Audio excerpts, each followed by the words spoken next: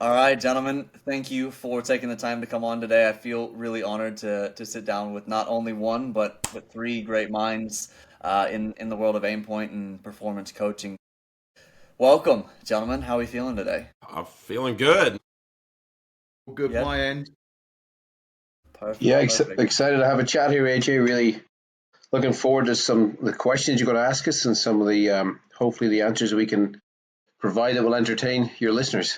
Yeah, no, definitely. It was Jamie and I had a really interesting conversation the first time around, so I'm really glad to have you guys back on in terms of guests. So ultimately, as the listeners know, the goal of this podcast is to figure out what the difference makers are in the highest level of all performers of golf, right? So why some people improve, why some people don't, why some people make it at the highest level and others don't. So ultimately today we're going to go over quite a few things, but I really wanted to start off for an introduction of for all of you to just give a little bit of background about who you are, sort of what we're doing here, obviously a little bit of the origin of AimPoint, and then we'll kind of go from there. Maybe start with you, Mark. Sure. You want who I am? What's the background? Yeah.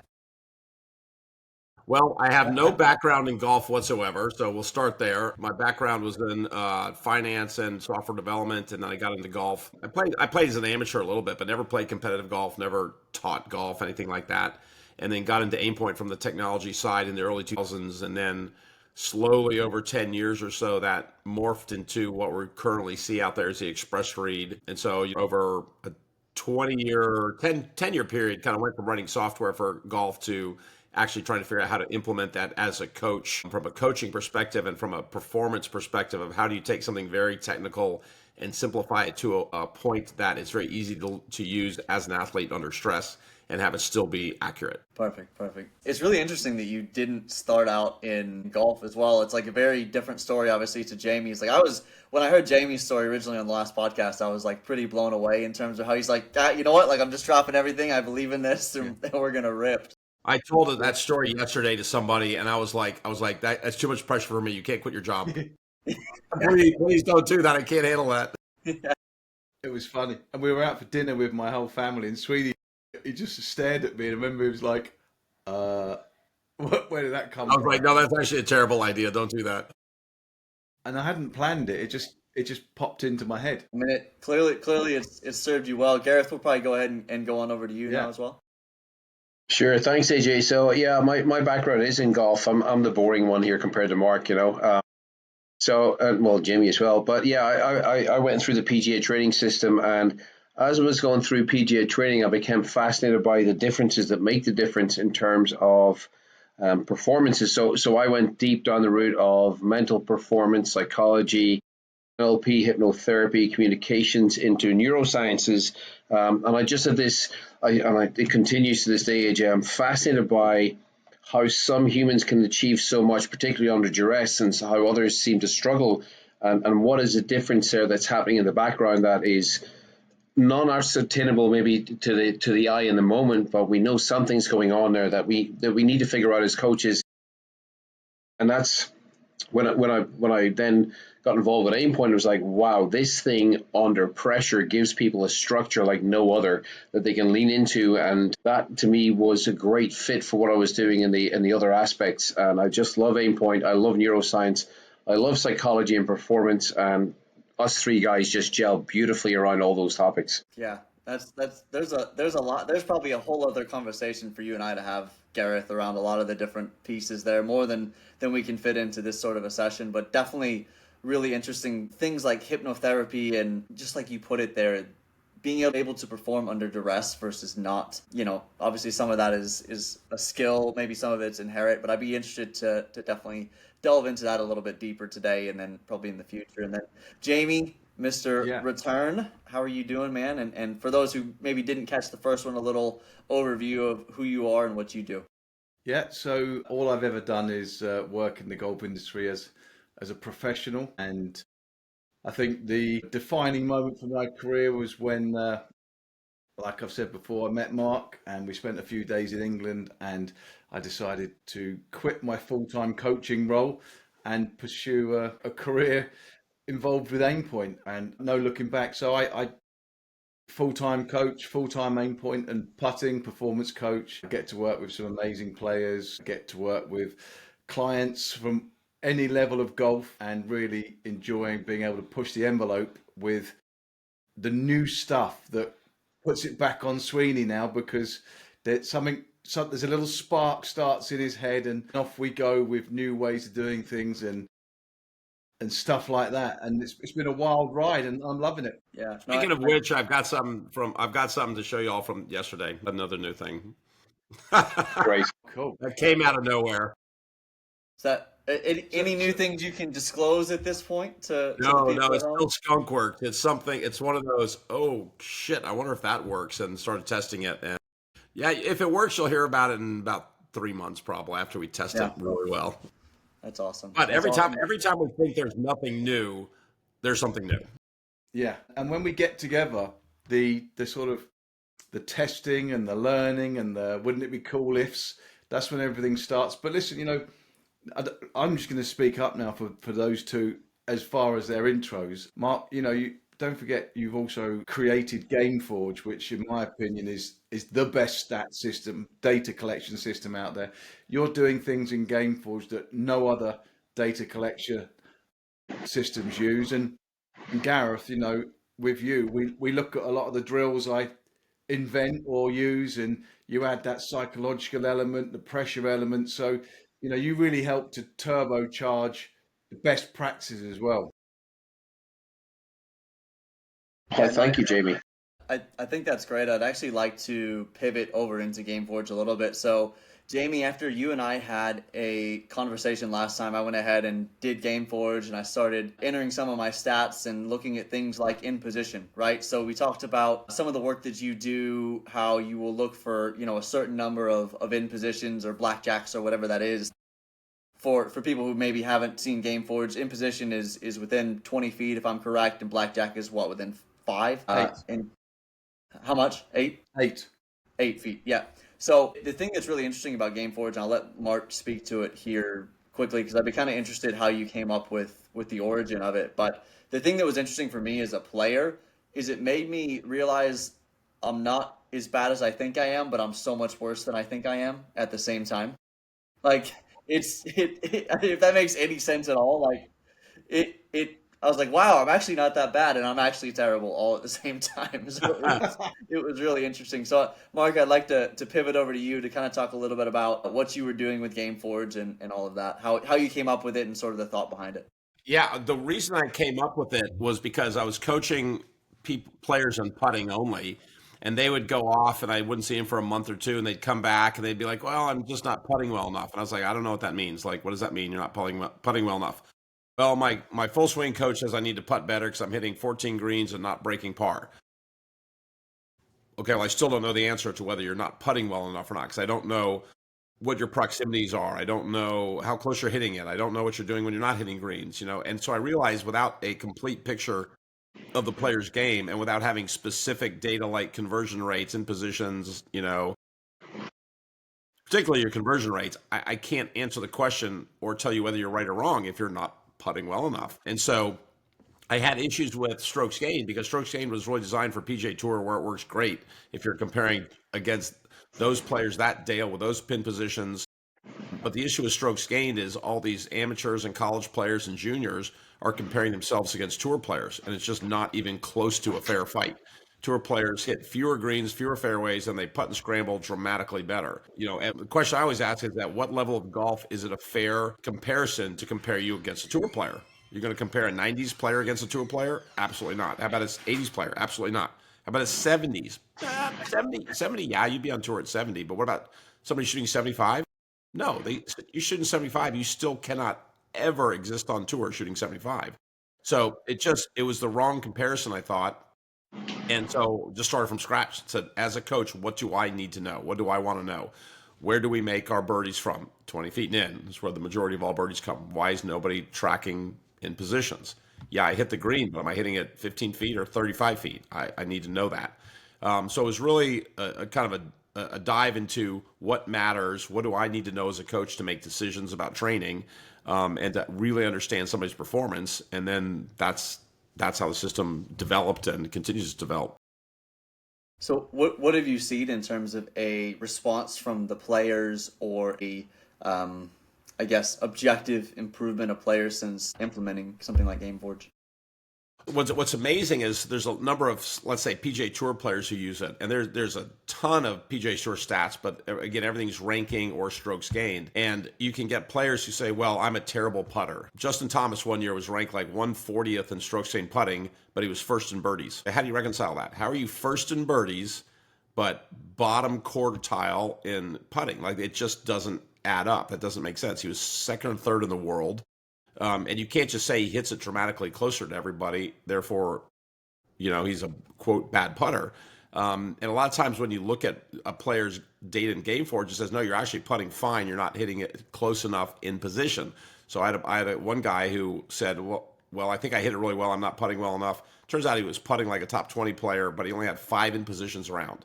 He had 5 birdie chances around. That's it. You can't exist on tour at 5 birdie chances.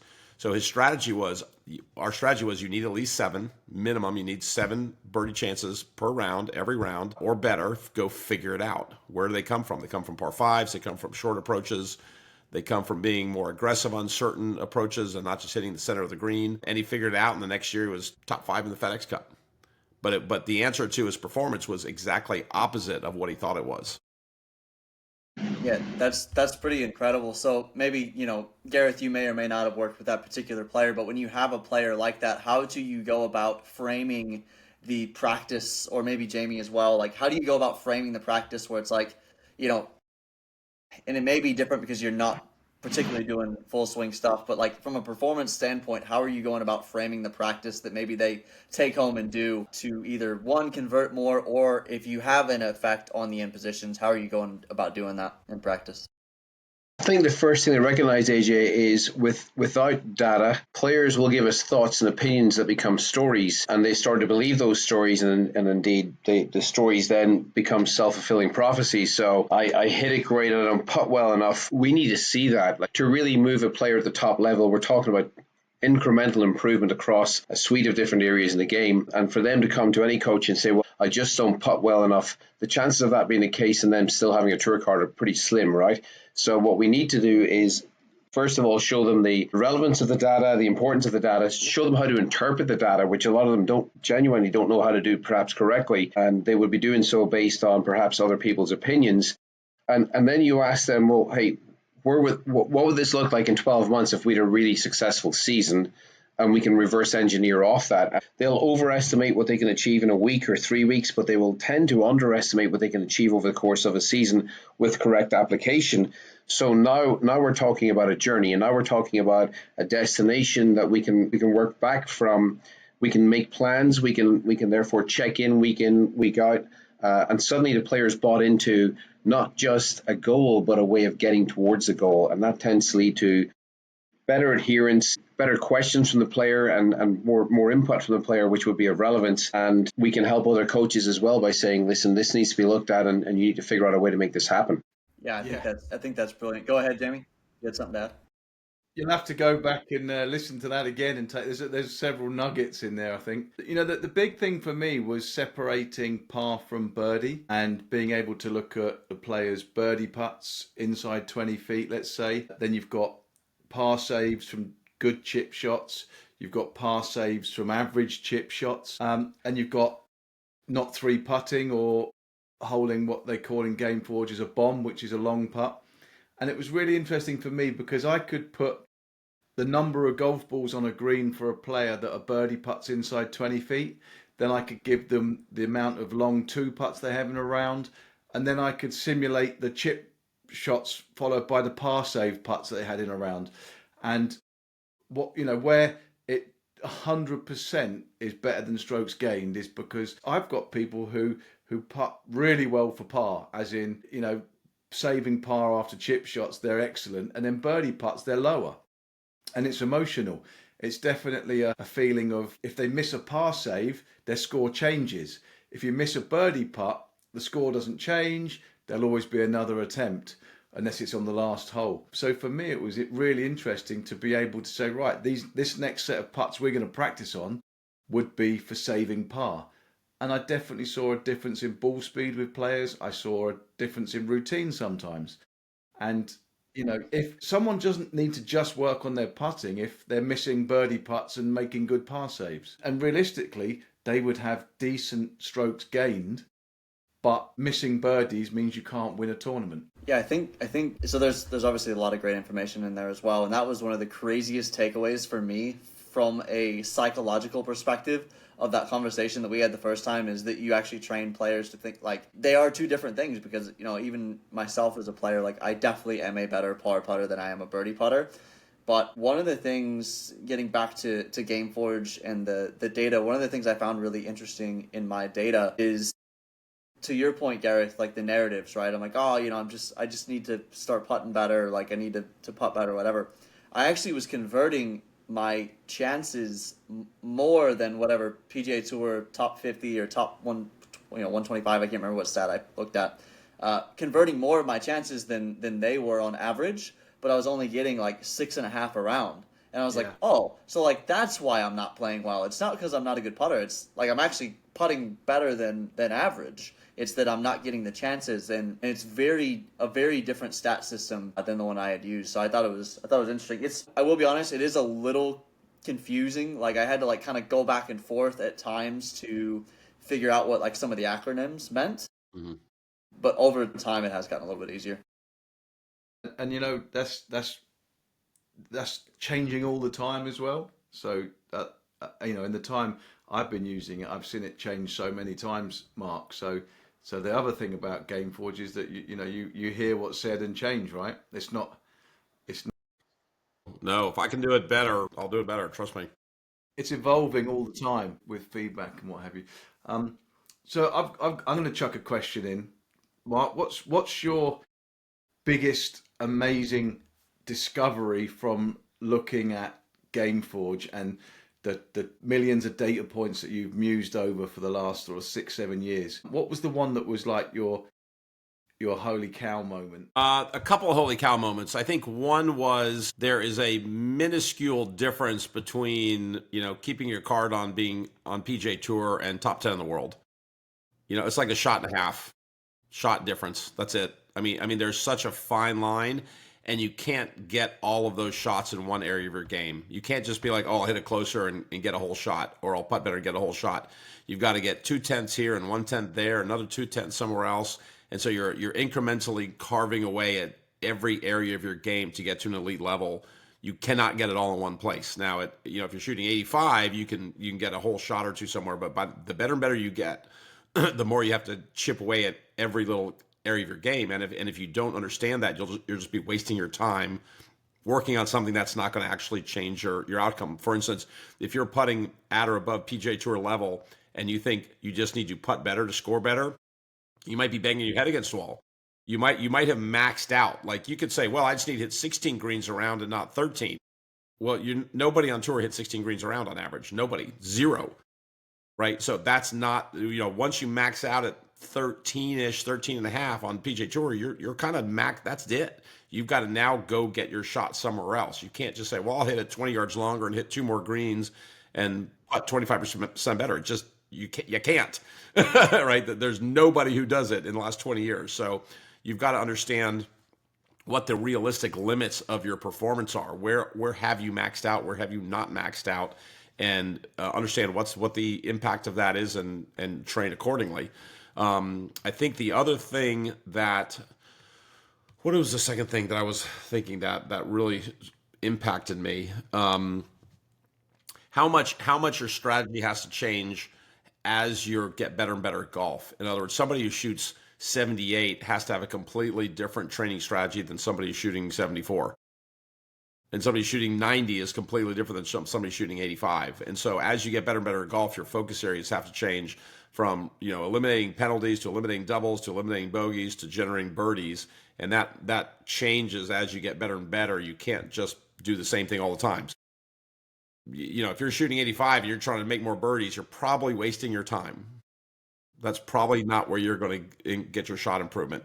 If you're shooting 100 and trying to putt better, you're probably wasting your time. I hate to say it as a putting coach, but if you're shooting 100, putting is not where the answer is, right? Getting off the tee and getting to the green faster is where the answer is. And then eventually it does turn into putting. And at the highest levels, at the tour level, the big difference between college players and tour players is short game and putting. It's not ball striking. There's a massive difference in short game proximities and putting by the time you get to the tour level versus good college golfers, very good college golfers. To echo that, when you speak to a player and say, right, what have you got to do better? They'll tell you one thing. They'll say, I've just got to do this better. But they'll never say, right, I need to get 0.1/5 better on chipping. I need to get, whatever. I need to be 1/5 of a shot better with putting for birdies. They just never talk about those small incremental changes that add up. I mean, Gareth, why would a player go to one thing? I mean, I always call it the story. I imagine they think back to their last round when they didn't chip well and didn't hold a good par save on 18, and that becomes what they blame. For sure, Jamie, and I think as well, it's motivating to think you could go to the practice ground or the putting green and save a full shot, whatever you're training over the next few weeks, right? That could be, oh yeah, look, I can save a full shot. And to what Mark's just said, this could be the difference between top 100 player in the world, top 10 player in the world if he saves or he or she saves one full shot. But we know from the data that's also delusional, right? You're not going to save a full shot. So whilst that story in the moment is exciting and will get you up for your training sessions, it's actually long-term going to be demotivating because you can't achieve the very thing you're saying you really want to achieve. And I think that's why understanding the data to a level that is empowering means, well, right now the greatest area of opportunity, my largest performance gap is wherever it is from tee to green and green included, and to address that first, but to also continue to address those small incremental pieces that will contribute, because the concept of there's a difference that makes a difference. When you're at the very elite level, it's the differences that make the difference. And that 1% is comprised of maybe 5 times 0.2%. What I love about this, though, on the other side is from a psychological perspective, from a motivational perspective, if you know this, understand it, and you plan your training correctly, you should be so excited every time you're going to train because you know the data says you're going to get better. It might not happen this week or next week, but over the course of 3 months, 6 months in a season, you will get better, and therefore your rankings will rise and you will have greater chances to compete and to win. I think there's an unbelievable amount of great information there. So I would like to actually sit on this topic of short game and putting just for a second in terms of planning and preparation of practice. So how would you all recommend, let's say a player like myself has realized that, my short game needs to be better from whatever yardage or whatever it may be. How would you go about prepping and planning week to week with your players in terms of, hey, we've analyzed, maybe it's driving, maybe it's chipping, whatever it is. We've analyzed that this needs to get fixed. How do you then go about planning that? Is it a ton of performance? Is it a ton of technical? Is it depending player to player? Yeah, if we use you as an example, AJ, I'll step in. If you look at your data in GameForge, you'll find out from your approaches how often you hit it inside 20 feet from 40 to 50, 50 to 60, 60 to 70 and so forth. So you can actually look at the performance with approach shots from all the different yardages. So there's a segment called approaches. So that would give you a little more understanding on which distances you're struggling the most with. So that would be one sensible way to go into it. Well, Mark, what's your answer to that, Mark? Yeah, so two things. I start on the whole goal of golf is to get to the green fast as you can in one putt. It's the whole goal of golf. Okay, with that we have certain benchmarks. You want to shoot 70, you want to shoot par below, you better hit the green at least 12 times, you better have at least 7 impositions, and you better convert at least a quarter of those. Okay, I'm not hitting the green inside 20 feet 7 times. Okay, why? Is it a certain distance range? Is it strategy? Is it your dispersion's too wide? You just don't have control of your irons? Then you got to dig down and say, is it a skill problem? Is it a strategy problem? Or in some cases, is it a mental problem? And you can do that with putting, short game, full swing, everything. But you got to break it down to, what is it? And at a high level of golf with putting, it's rarely a technical problem. Everybody blames their stroke for putting, and then when you actually look at good players, it's rarely a stroke issue. It's a read problem or a speed problem, or as Jamie says, par versus birdie. They're changing their process, they're changing their speed, they don't handle stress well. And as a coach, you've got to go through and evaluate that. Say, why are you not making enough 6-footers? Well, let's look at your read. Is your read good? Yeah, your read's good. Okay, are you starting on line? Yeah, most of the time I'm starting on line. Not a whole lot else in there, right? What's your speed concepts? How are you hitting these? What are you doing when you're under stress? Are you jamming them? Yeah. I like to play them straighter and jam them. Okay, there's your problem.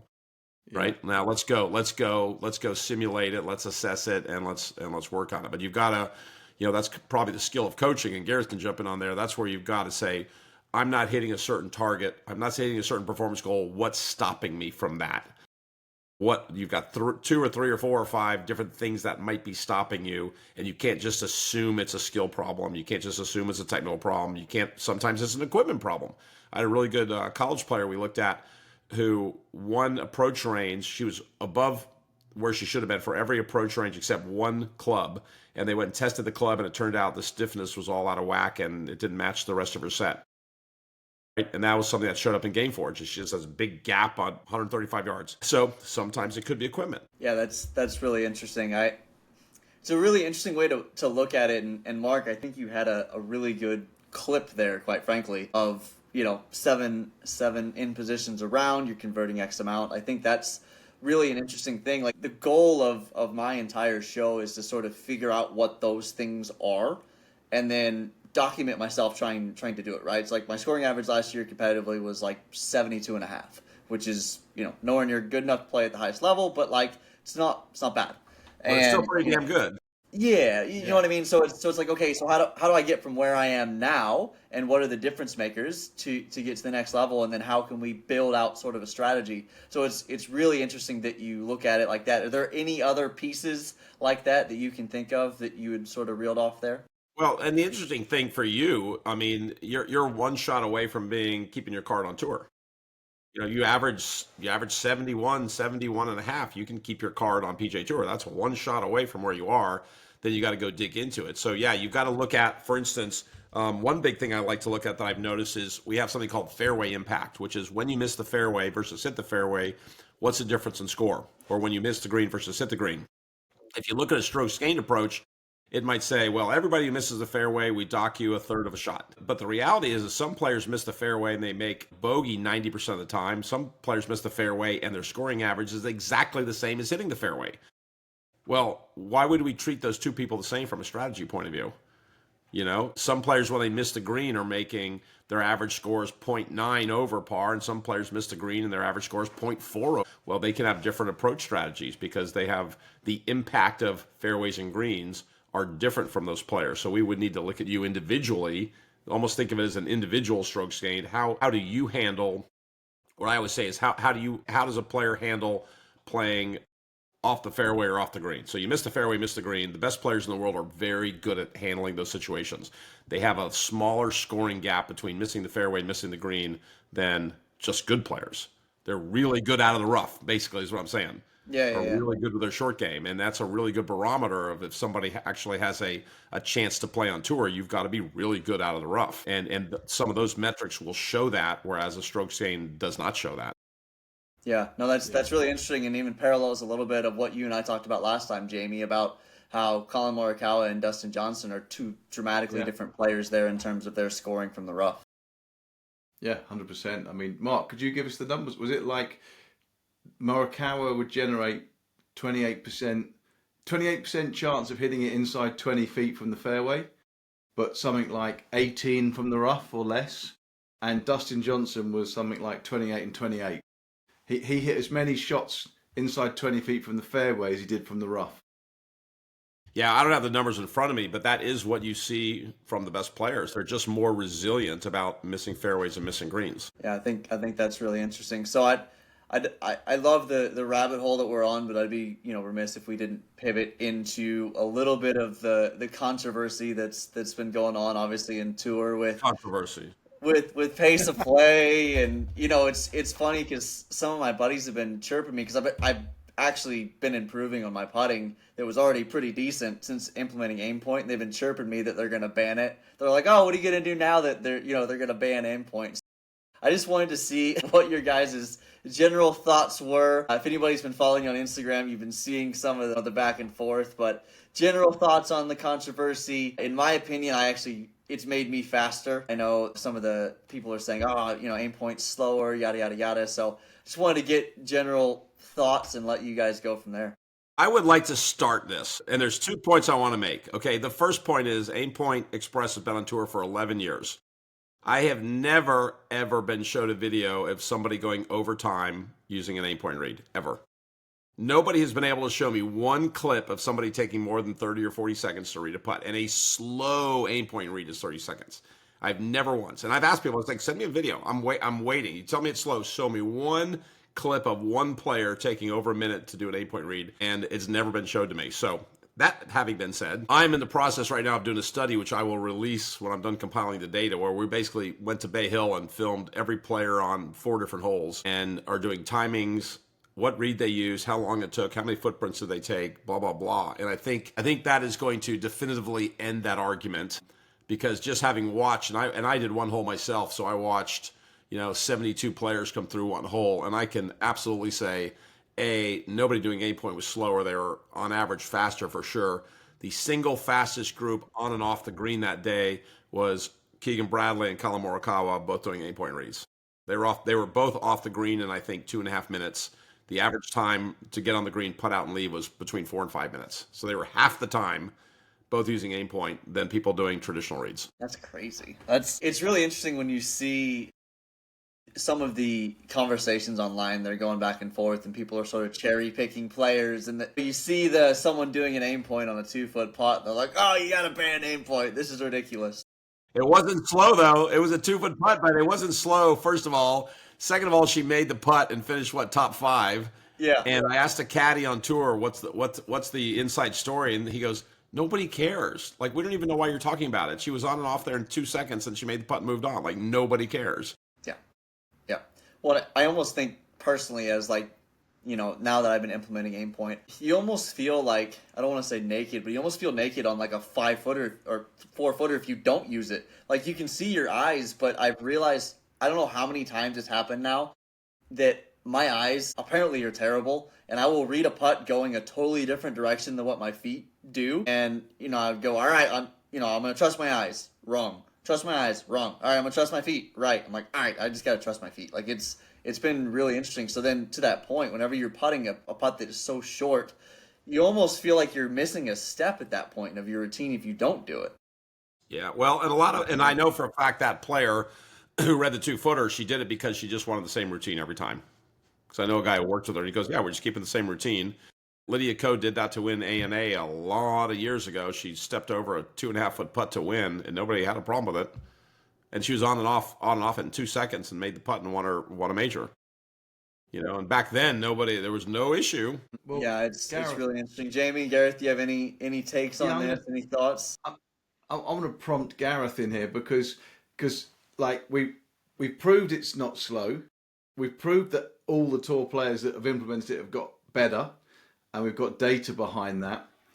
And you take less steps when you use AimPoint, so it can't be about the stomping on the green thing, because a 20-foot putt, an AimPointer takes 11 paces, and someone that goes behind the hole will be in excess of 30 steps. So it's not about walking on the green.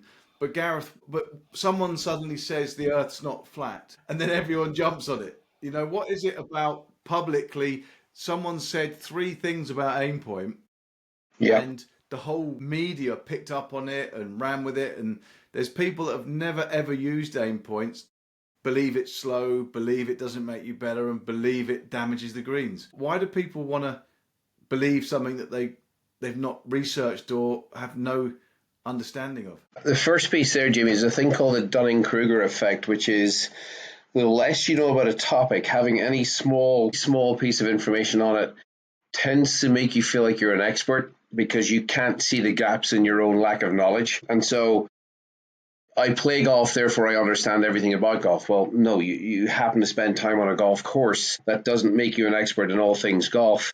And so we're certainly seeing, we have seen some of the vitriol in our posts recently. We have seen Dunning-Kruger is alive and well and never been healthier, unfortunately. The other piece I'm going to say is that like the story doesn't have to be true. The narrative doesn't have to be true. It just needs to be believed. Right, and we can go back to European witch hunts. The stories weren't true, but they were believed enough that people were being burned at the stake with regularity, including family members dobbing in other family members because of that type of thing. So the narrative has grown a certain amount of, it's grown legs, right? Not because the narrative is true, but because it becomes a thing to say, and it's either easier to join the mob than to stand up and not be part of the mob. I have to say, when you look at us on tour, this is the largest used system in the history of tournament golf. And AJ, just think about that for a second, right? If this was a certain ball brand, they would be screaming about this. Since the Open Championship was first played in Prestwick, this is the largest used system in the history of tournament golf. Now, if it is not of benefit, it wouldn't be utilized. These are smart people playing for a lot of money, and for a lot of them playing for tournaments they dearly want to win. This is lifetime ambition stuff. Secondly, if it was that slow in 2018 when Express first arrived, it would have been destroyed on the spot. It wasn't. What's happening now is it's more prevalent, it's on the TV more, and people like to scream about stuff that is different. Because different can be scary, different can be frightening, different doesn't look good. Well, compared to somebody stalking a 2-footer from 4 different angles. I mean, how does it look good to look at 4-footers from 6 different angles, from behind twice, from the far side of the hole, from above and below? And what's that? That's due diligence. That's good preparation. You're prowling the putt. We put our feet in twice, and we're suddenly the destroyers of not just the green, but of all things sacred to golf. I'm sorry. Come on, my rant is over. My favorite, my online quote, and I'm making a T-shirt out of it. So if the guy who did it is listening to this, he jumped on one of our posts and said, "You have single-handedly ruined golf." Yeah. Which means we've done something amazing, by the way. We should be proud of that. Please make a T-shirt. Please make a T-shirt. I have. It's in Amazing. Yeah, I'll wear one. That's I mean, you awesome. better make like 50. Yeah, you're gonna have a bunch of people that are gonna want to wear those. I bet you. And what's even better with it, Gareth, he goes on to say that we made the stats up. I missed that part. Yeah. One of the stats that was the most interesting to me, I think Jamie, maybe you posted, or maybe Mark, you did. I'm not sure, but it was about the lifetime earnings, like the year before and after. That was like mind blowing. Like, I think Max Homa was like one of the people that really stood out to me. That was, I mean, that data is tough to make up, obviously, but I couldn't believe the impact. It was like $1.3 million on average or something earned. Oh, I think Homa was like 1.7 or Yeah. average. Yeah, and he wasn't even the highest. After I did those stats, I did Batia's stats. He gained 2.7 shots a tournament, which is off the hook. And Golf Channel last week actually showed his stats, and he went from like 138 in putting to 30th to 20th the year he started AimPoint. Now think about the difference in money. If you're making almost 3 shots per tournament more, I'm gonna look it up while we're on the phone. It's millions and millions and millions of dollars, because one stroke a tournament is worth on average over $1 million a year to a dead average player, somebody 80th on the money list. One stroke a tournament, you take every tournament they were in and said you were one stroke better, how much incremental money did you make? For the average person, it's over $1 million. And if you take people who are top 20 or top 30s, it just gets incrementally heavier because the earnings are so top heavy. Yeah, no, that's really interesting. And I was really blown away the first time, Jamie, when you had told me that stat. To Gareth's point about, if something was being used in this capacity, they'd be shouting it from the rooftops. I had no idea that 65% of worldwide tours are using AimPoint. Like, that's not really advertised ever. And I thought that was just mind-blowing that it is that high of a number. Like, obviously, you've seen it more and you've seen it growing, but it was pretty bizarre to me. Also, honestly, part of why I ended up getting a lesson from an AimPoint certified instructor here in town, where I was like, you know what, like I'm finally going to do this thing and get committed to it. So it was really interesting to see that it's that high of a number. Yeah, I'm pretty sure every professional tournament last weekend just gone was won by someone using AimPoint. And that's not the first time, but that's just this week alone, every level. It's, yeah, if it was a ball count, driver count, shoe count, it blows them all out the water. Yeah, no, that's bananas whenever you break it down like that. I got one for you that's go ahead, Mark, if you had a Yeah, so I looked up Batia's. So he was 183 in putting. He made $2.5 million, and then he went to 30th in putting in 2024, and he made $5.3 million. So it was two and a half million, $3 million extra almost. Have you guys ever found on incredibly subtle greens that players ever struggle with it? So I have two home courses that I play at. One of them breaks a little more predominantly, I would say, and I have zero issues with AimPoint on it. And then the other one's like significantly more subtle. I feel like if I got a level on it, we're talking like quarter of a degree, half degree sort of stuff. And Ben, you know, do you have players that, is it just like a skill issue why I may struggle a little bit more, like just 'cause it's still so new to me, or have you seen that in practice at all? Like when you get stuff that's real subtle and then maybe it's bent grass but it's a little grainy and maybe you're not quite paying attention to that. Have you seen stuff like that happen, or? I would say definitely if you're down a 0.5% or below, the grain can start being a little bit more of a deciding factor, especially particularly on Bermuda grass. But if you're really, really flat with some cross grain, you can definitely get some different behavior, which you've got to adjust for. It's hard to feel a whole lot less than a 0.5%. I mean, we can all feel something, but a lot of times those little 0.2, 0.3% left or right, sometimes they'll feel zero, sometimes they'll feel a little bit one way versus the other way. And you're never missing a lot, but you can end up with little edgy misses that just drive you crazy.